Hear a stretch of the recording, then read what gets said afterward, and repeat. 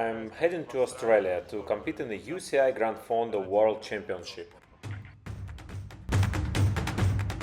Oh, what a company! The chain dropped twice. Honestly shitty. I'm racing with unshaved legs. It is 6 in the morning in Melbourne. Honestly, I barely understand what time it feels like. I mean, I know what the clock says, but after a 20 hours flight, my brain doesn't. In this episode, I'll show you Australia and what is happening here. I came for the UCI World Championships among amateurs. The race is in 2 days. Went for a little morning spin to warm up. So far, I really like it. Lots of bike lanes, drivers let you pass, no honking, tons of cyclists. But it's still 6 a.m., so the city is half asleep.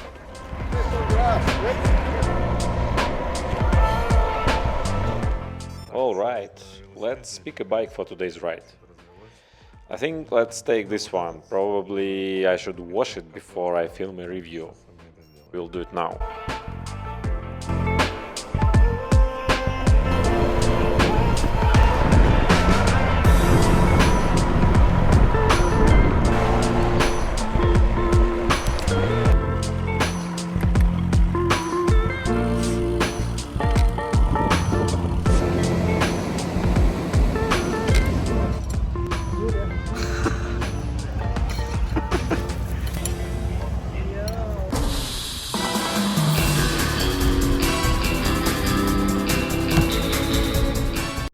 Before the championship, I got myself a new bike, the specialized S-Works Tarmac SL8, the brand new 2025 model. It has this unusual color. Sometimes it looks green, sometimes purple, depending on the angle. It's a kilo and a half lighter than my Cube. The wheels are 55 millimeters CLX. It has Ultegra Di2 electronic shifting, same 1136 cassette in the back, and in the front I switched to 5234. A bit harder a spin uphill, but I can hold speed longer on the flats and descents. So overall I'm faster on flat roads. It's still running Continental GP 5000 STR tubeless, so there is no tubes. Handlebar is now 38 centimeters wide, slightly narrower than my old 40 centimeter one. Doesn't feel dramatic, but when I switch back to my gravel bike with a 44 centimeters bar, it suddenly feels huge. Reached the top of the first climb. The course doesn't give much chance to riders like me. 10 kilometers of climbing right from the start. Not super steep, but constant. I'll probably need to hold 350 up to 400 watts just to stay with the group. We'll see how that goes on the race day. Today I kept it easy, just reviewing the road. On race day I'll have to push hard.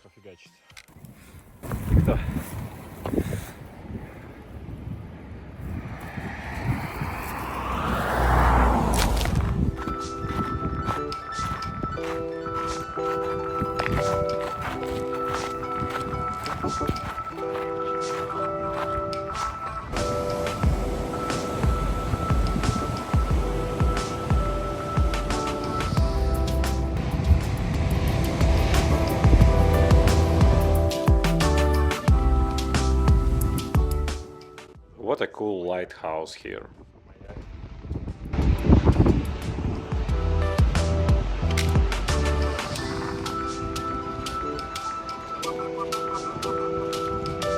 And of course, good food in Hokkaido. So seafood is very famous. So please enjoy. We made a short video. So yeah, please come to Japan next year. Thank you.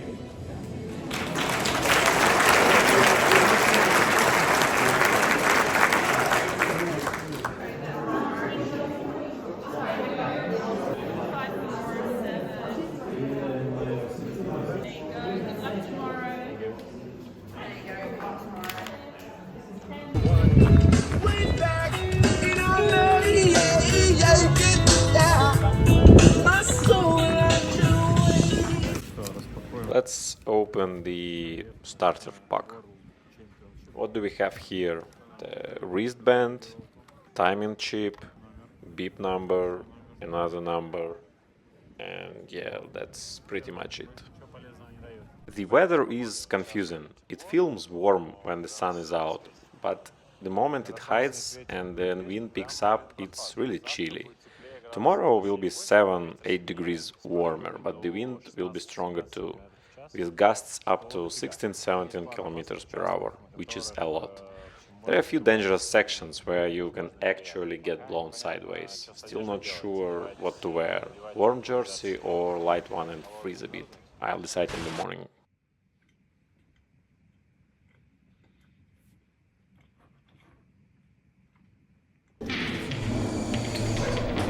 Go down.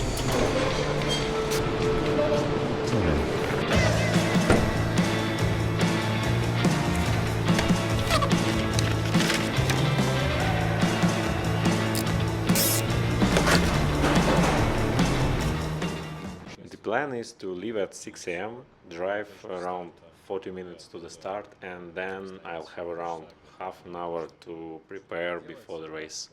That's the plan.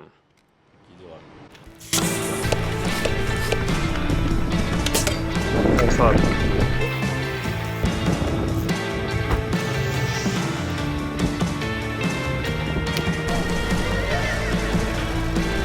Guys, where is the entrance here? And the back there. Ah, back. Okay. Good luck today, everybody.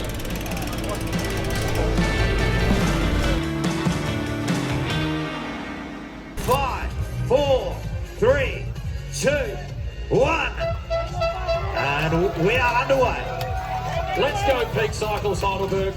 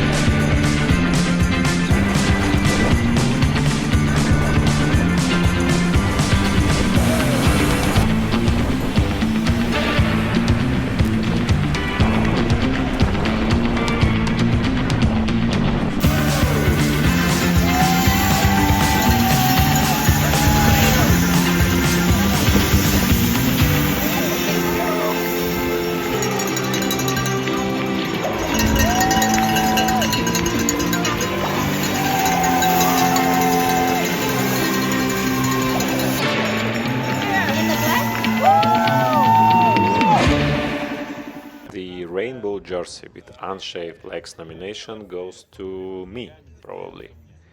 You ask why rainbow? Because the UCI World Champion gets a rainbow jersey here.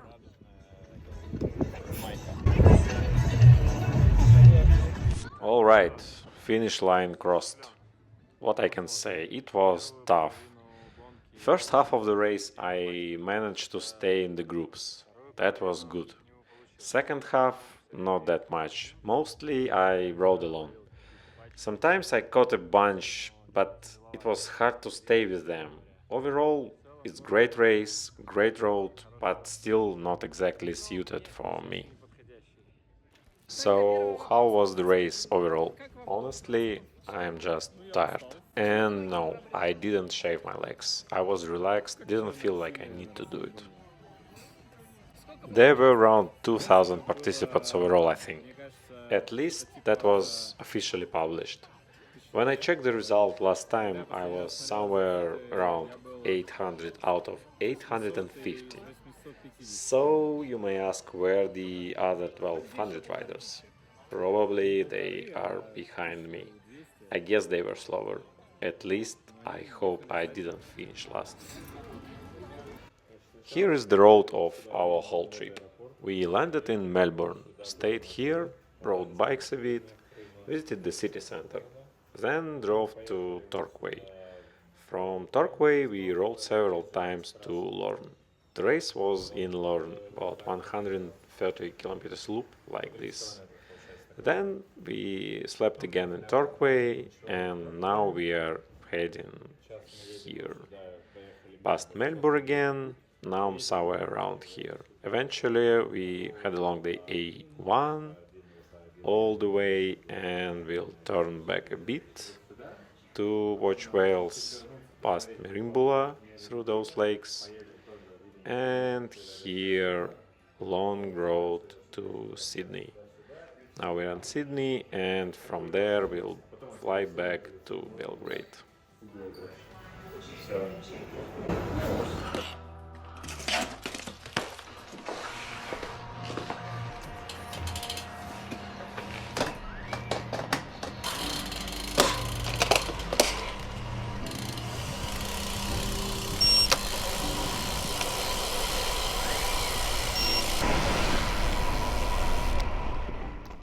Well, the first climb was really tough.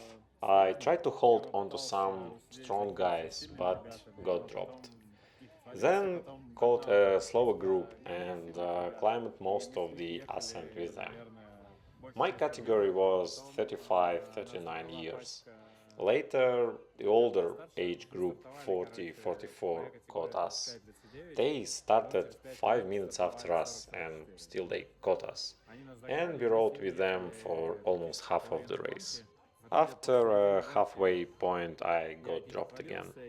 I tried to switch between groups, but honestly, I spent a lot of time riding along trying to catch somebody. That means I really didn't pace the race strategically as well as I could have to. Somewhere on our way we met kangaroos, but they didn't seem to like to see us. So we are in Sydney's Central Park now. Still not fully understand what is happening, because I need to remember to ride on the left.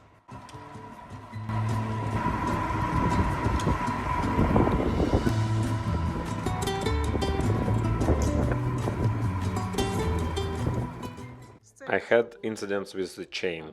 It dropped twice. The first time it didn't jump back on, so I had to stop. The second time it fixed itself, luckily. And no, I can't do that mid-air bunny hop trick to put the chain back on. I mean, I can bunny hop and the chain sometimes go back on itself. I just can't combine those two things yet.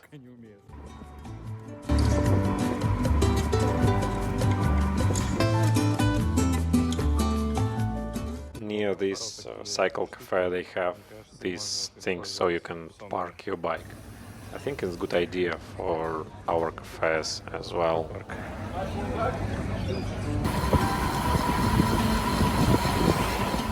Probably it was my hardest race. Maybe Mallorca 312 or Maratona were harder. But on Maratona I quit and rode easy at the end. Here I really pushed to the end. When groups of 50 or 60-year-old were passing me and I couldn't hold their wheel, yeah, that was humbling. Finished solo. I think I learned from it.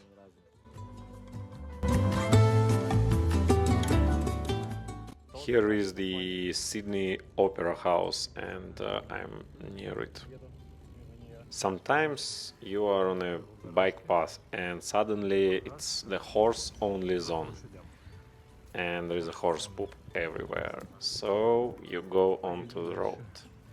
Oh, wait. Here are the bike paths again. I actually got lucky with the weather. A strong wind was in forecast, but it only really hit on the descent. It was around 17 degrees, no sun, all cloudy, which honestly helped me a lot. The asphalt here in Australia, though, not great.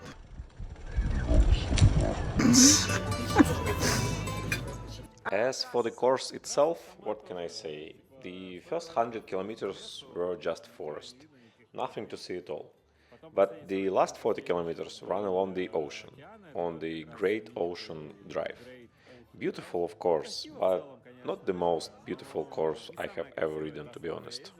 Of course, there were riders from a lot of countries. Ton of Australians, obviously, because we are in Australia. Surprisingly many Polish riders, lots of Germans and Italians. Riders from Russia and Belarus were easy to recognize because they didn't have any flags on their form, just completely neutral kits. I think I saw maybe 5 of them in total.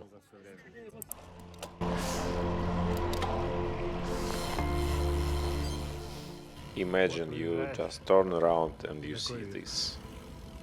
The race was won by a guy who, judging by his last name, is Dutch or Belgian. Need to check in the protocol. His time was 3 hours 30 minutes and some seconds. Looks like there was a bunch sprint because up to 20th place the time gap was under a minute. Probably 1 or 2 big groups sprinting in out. As for the crashes, I saw one guy lying on his back. From afar I thought he was done for, but he just fell and was resting. And another guy, he crashed on the descent, probably blown off by the wind, which was really strong on the descent. And he was just sitting on the ground and mostly looked upset. My numbers were pretty solid. 2 days before the race I rode the course and I finished in about 4 hours 48 minutes. Today 3 hours 54 minutes, so average is 33 kilometers, so I did 100 under 3 hours, which is really good. My power numbers were good too, probably 250 to 60 watts average, and considering I spent a decent part of the race in groups, that's pretty solid. In conclusion, I would really say I am satisfied with the race. And I am. Okay, thanks for watching this video about Australia and the whole series leading up to the World Championships. It was really amazing experience and it inspired me to go for the 2026 World Championships in Japan. This time, not just to participate, but to actually fight for results. I know it's ambitious, but I've got almost a year and I've got a plan and I think it's possible. I'll be posting videos about my preparation for Japan here on the channel, so please subscribe, like this video and see you in the next one.